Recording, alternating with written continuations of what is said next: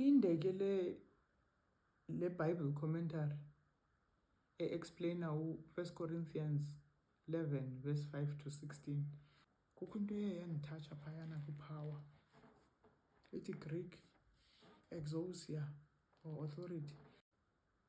This probably refers to the sign of the husband's authority, the veil, which women wore as a public recognition of their position under the power of their husbands.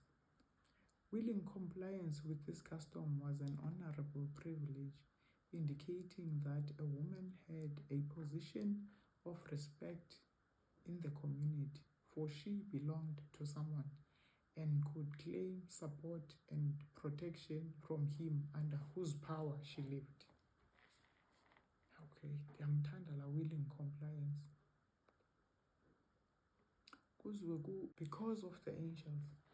This phrase has been variously understood. Among the fanciful interpretations are the following. Number 1, that the angels represent presiding elders or bishops in the church. Number 2, that the angels represent the spies who were supposed to be present at gatherings of Christians and who would spread unfavorable report if women were seen unveiled in such gatherings. 3, that the angels represent evil angels who would be tempted by the beauty of unveiled women. Okay. The simplest explanation seems to be that Paul refers to the good angels who are present at public religious exercises and before whom women should conduct themselves with proper decorum. Angels who have an exalted understanding of the majesty and greatness of God veil their faces in awe when they speak his name. Ndayikhumbula iSeraphim neCherubim bake zithi ngcwele zibe zizikhavile.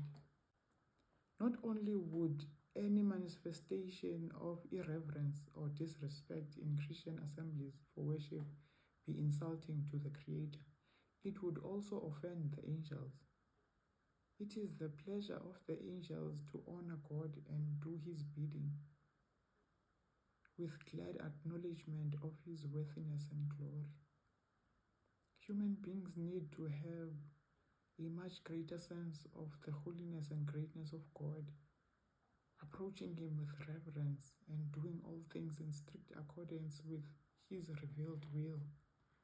If women should comply with accepted custom concerning the wearing of the sign of their subordinate position for fear of offending the angels, should they not the more fear to give offense to him to whom all creatures, even the angels, are in subjection?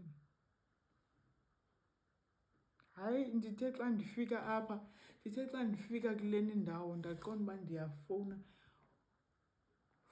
Offspring uba yiyeke iwigi andisayifuni. Yabuza kuba kutheni.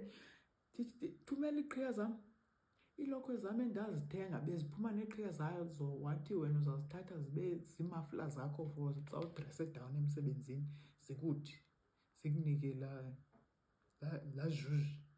Ndiyazifuna ke, libala ngezhuzh yakho, mazibuye iqhiya zam ndiyazifuna.